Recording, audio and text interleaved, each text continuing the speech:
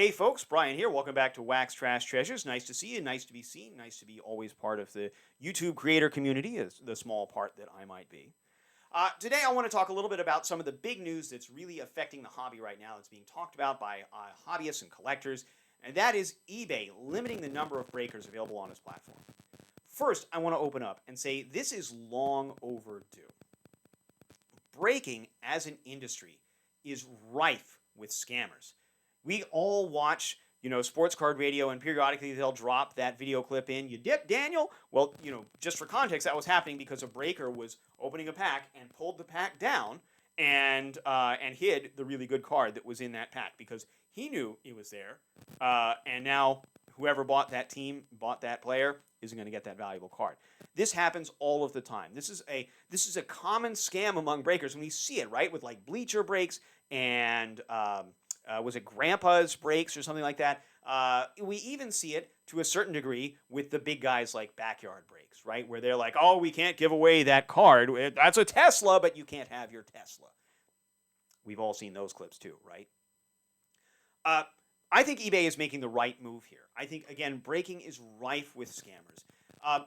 Breaking is also a great opportunity for companies to fuck consumers over by giving loaded boxes to preferred breakers. And we've all talked about that before too, right? Like, again, let's call back to backyard breaks.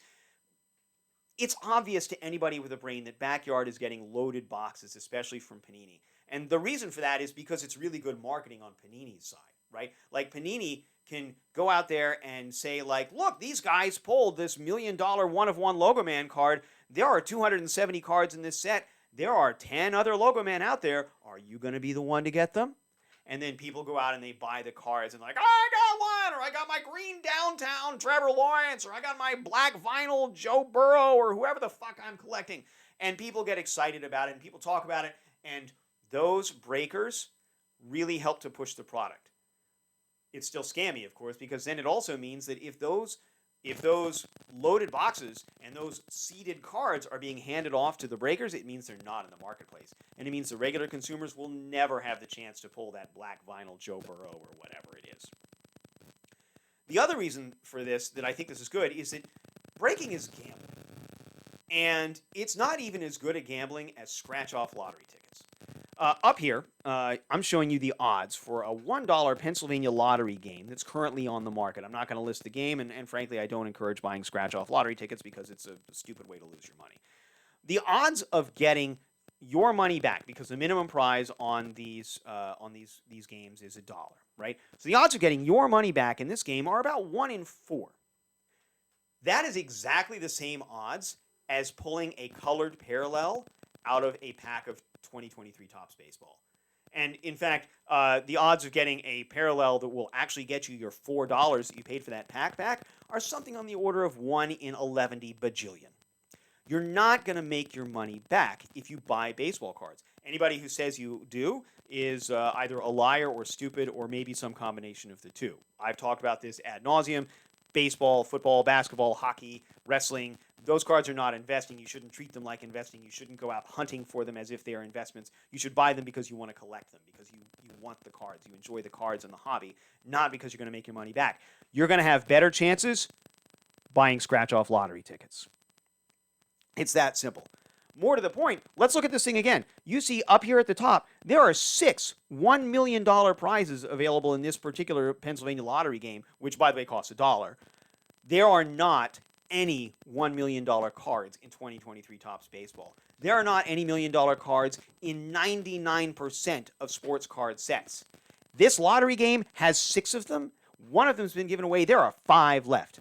There's still $5 million in prizes available in this. There are not $5 million worth of baseball cards floating around. Well, there are probably, but you get my point, right? You're not going to get 5 $1 million cards out of 2023 Topps. It's not going to happen. You're not going to get it out of Prism. You're not going to get it out of Optic. You're not going to get it out of Mosaic. You're not going to get it out of Chrome. This level of prize does not exist in baseball cards, football cards, basketball cards, hockey cards.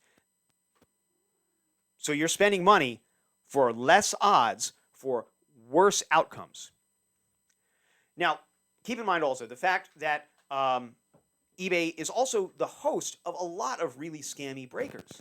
There are lots of breakers out there who post breaks on their auction pages that say, I will break this box, I will break this case when I sell all of the teams. They have no intention of ever selling all of the teams. They're going to list 29 baseball teams or 31 football teams at reasonable prices, and they're going to have one at an insane price, knowing that maybe someone will buy that insanely priced team. And hey, that's great, because now it suddenly means that they're going to be able to make a ton of money off of a stupid person, or they're never going to sell that team. They're never going to have to run the break, and they get to keep the cards and the cash for themselves and laugh all the way to the bank.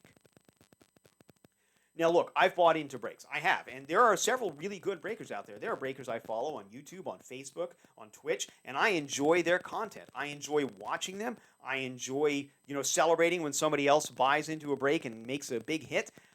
I never have. And chances are good that the vast majority of break buyers never have and never will. You are not going to get your money back in a break. It's not going to happen. The breakers have to make their money, for one thing, right? They're not doing it because they're nice people. They're doing it to turn a profit. I do have one question, and this is maybe one that can be answered in the comments. Does eBay approving certain breakers, does that make them liable if one of those breakers scams somebody? Right? So if one of those breakers has a hit but doesn't mail it out, or if they dip, is eBay on the hook for that? Is there suddenly an FTC complaint? Is there a state attorney general complaint that could be made? Is there some other regulatory body that could get involved here? I don't know, and I'm not advocating for that. I just don't know what the answer to that question is. I assume eBay has lawyers that are paid well enough to have thought about this, but maybe they don't.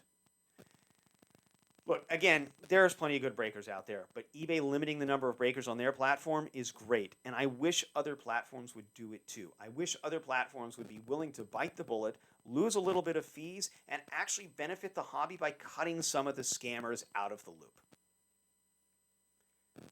That's all I have to say about that.